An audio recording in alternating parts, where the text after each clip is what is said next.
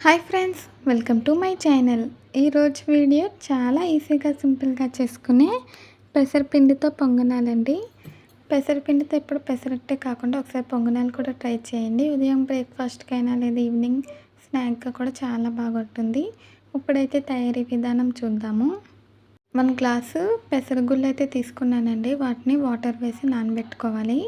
అలాగే ఇక్కడ ఒక 3-4 స్పూన్స్ బియ్యం వేసి నానబెట్టానండి. బియ్యం వేయడం వల్ల పొంగనాలు కదా క్రిస్పీగా ఉంటుంది. బియ్యం పిండి వేసినట్టు ఉంటుందండి. టేస్ట్ అయితే చాలా బాగుంటుంది. బియ్యం వేసి వాటర్ వేసి నానబెట్టాలండి. మనం ఉదయం బ్రేక్ఫాస్ట్కి అయితే ముందు రోజు నైట్ నానబెట్టుకోవాలి, లేదా ఈవినింగ్ స్నాక్ అయితే మార్నింగ్నే నానబెట్టుకుంటే సరిపోతుందండి. ఇప్పుడైతే మనకి పప్పు బాగా నానిపోయింది. తర్వాత దీన్ని శుభ్రంగా బాగా వాష్ చేసుకోవాలండి. నేను వాష్ చేసాక మీకు చూపిస్తున్నాను.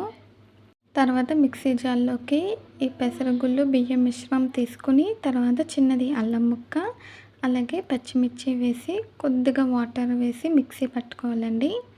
చిక్కగా ఆడుకుంటేనే మనకి చాలా బాగుంటుంది. కన్సిస్టెన్సీ చిక్కగా ఉండాలండి. ఒకవేళ మీకు మిక్సీలో తిరగకపోతే కొంచెం వాటర్ వేసి మిక్సీ పట్టుకోవచ్చు. ఇప్పుడైతే మనకి పెసరపిండి రెడీ అయిపోయిందండి. దీన్ని అయితే నేను ఇప్పుడు ఒక గిన్నెలోకి తీసుకుంటున్నాను. ఇలాగే మనం పిండిని అయితే రెడీ చేసుకోవాలి.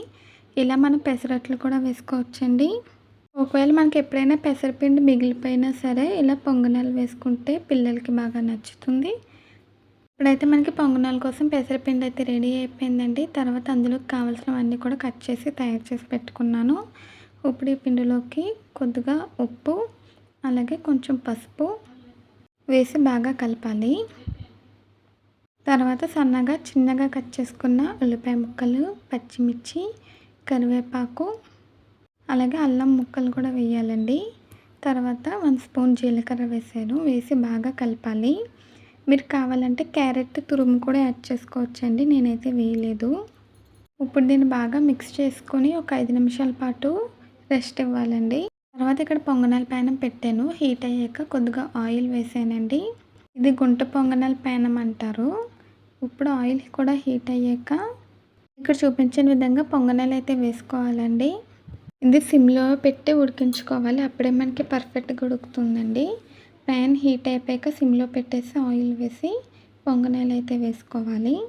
ఇక్కడ చూపించిన విధంగా వేసాక మూత పెట్టేయాలండి. మూత పెట్టేసి సిమ్లో పెట్టి ఉడికించాలి. మధ్యలో ఒకసారి కలర్ వచ్చిందా లేదా అని చూసుకుంటూ ఉండాలండి. ఒక 2 నిమిషాలు అలా తీసుకుంటుంది. తొందరగానే ఫ్రై అయిపోతుందండి. ఇప్పుడైతే మీకు మూత తీసి చూపిస్తున్నాను. మనకి ఇలా కలర్ రావాలండి. ఇలా అంచున ఇలా కాలినట్టు కలర్ వస్తే మనకి ఇవి 1 సైడ్ బాగా ఫ్రై అయిపోయినట్టు. తర్వాత వీటిని లూజ్ చేసుకుని రెండో సైడ్కి అయితే టర్న్ చేసుకోవాలి. ఇలాగే అన్నీ కూడా టర్న్ చేసుకోవాలండి. చూడండి ఫ్రెండ్స్, మంచిగా కలర్ అయితే వచ్చింది. ఇలా గోల్డెన్ బ్రౌన్ కలర్ రావాలండి. ఇలాగే అన్నీ కూడా టర్న్ చేశాక మీకైతే చూపిస్తాను. ఇలా తిప్పాక మళ్ళీ మూత పెట్టి సిమ్లోనే రెండో సైడ్ కూడా బాగా ఉడికించాలి. మీరు కనుక ఫస్ట్ టైం మా ఛానల్ చూస్తున్నట్టయితే ప్లీజ్ లైక్ షేర్ సబ్స్క్రైబ్ చేయండి. ఈ పెసరపిండితో చేస్తున్నాం కాబట్టి హెల్త్కి చాలా మంచిదండి. చాలా పోషకాలు అయితే ఉంటాయి. అలాగే ప్రోటీన్ కూడా ఎక్కువగా ఉంటుందండి. హెల్త్కి చాలా మంచిది. చూడండి ఫ్రెండ్స్, ఇప్పుడైతే మనకి రెండో సైడ్ కూడా బాగా ఫ్రై అయిపోయిందండి. ఇలాగే అన్నీ కూడా ఫ్రై చేసుకోవాలి. ఇలా 2 సైడ్స్ కూడా మనం స్పూన్తో టర్న్ చేసుకుంటూ మంచిగా ఫ్రై చేసుకోవాలి. ఇప్పుడైతే మనకి ఇవి కూడా ఫ్రై అయిపోయినాయండి. వీటిని అయితే ఒక ప్లేట్లోకి తీసుకుందాము. వీటిని చట్నీతో సర్వ్ చేసుకున్న పచ్చడితో సర్వ్ చేసుకున్నా సరే చాలా బాగుంటుంది. ఇప్పుడైతే ప్లేట్లోకి తీసుకున్నానండి. తర్వాత నేను ఇక్కడ రెండో వాయి కూడా వేస్తున్నాను. అందుకోసం ముందుగా కొంచెం ఆయిల్ వేయాలండి. ఆయిల్ వేసాక మళ్ళీ చూపించిన విధంగా కొంచెం కొంచెం పిండి వేసుకుంటూ పొంగనాలు వేసుకోవాలి. పొంగనాలు వేసాక మూత పెట్టేసి సిమ్లోనే మనం 2 సైడ్స్ కూడా కాల్చుకోవాలండి. మంచిగా కలర్ అయితే రావాలి. నేనైతే మీకు 2 సైడ్స్ కూడా కాలిపోయాక చూపిస్తాను ఈసారి. మీలో ఎంతమందికి పెసరపిండితో చేసిన గుంట పొంగనాలు అంటే ఇష్టమో కామెంట్స్లో అయితే తెలియచేయండి. టేస్ట్ అయితే చాలా బాగుంటుంది. పిల్లలకు కూడా బాగా నచ్చుతుందండి. చూడండి ఫ్రెండ్స్, ఇవి కూడా 2 సైడ్స్ మనకి ఫ్రై అయిపోయినాయి. ఇలా మంచిగా కలర్ వస్తే ఫ్రై అయిపోయినట్టండి. వీటిని కూడా మనం ప్లేట్లోకి అయితే తీసుకుందాము. ఇది మార్నింగ్ బ్రేక్ఫాస్ట్ కానీ ఈవినింగ్ స్నాక్గా కూడా చాలా బాగుంటుందండి. వేడివేడిగా సర్వ్ చేసుకుంటే ఇంకా బాగుంటుంది. అంతేనండి. చాలా ఈజీగా, టేస్టీగా మనకి పెసరపిండితో పొంగనాలు అయితే రెడీ అయిపోయినాయి.